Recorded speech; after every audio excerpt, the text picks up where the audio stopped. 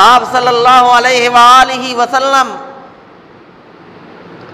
ایک مرتبہ مدینہ منورہ سے باہر کسی بستی کے پاس سے گزرے، وہاں ایک دیہاتی نے ایک ہرن کو باندھا ہوا تھا۔ اس ہرن نے عرض کیا، یا رسول اللہ، یہ دیہاتی مجھے قید کر کے لایا ہے اور میرے بچے سامنے والے پہاڑی میں موجود ہیں، بھوک سے تڑپ رہے ہیں، آپ مجھے اجازت دیجئے کہ میں جا کر ان کو دودھ پلاؤں۔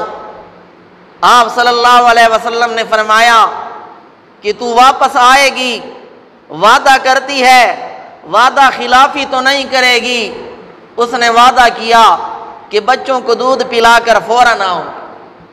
آپ صلی اللہ علیہ وسلم نے اس کو کھول دیا، جانے کی اجازت دی۔ اس نے جا کر بچوں کو دودھ پلایا اور وعدے کے مطابق فوراً آ گئی۔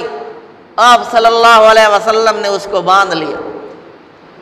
پھر آپ صلی اللہ علیہ وسلم نے مالک کے سامنے اس کی سفارش کی کہ اس کو چھوڑ دو۔ مالک نے چھوڑ دیا، وہ آپ صلی اللہ علیہ وسلم کو دعائیں دیتے ہوئی چلی گئی۔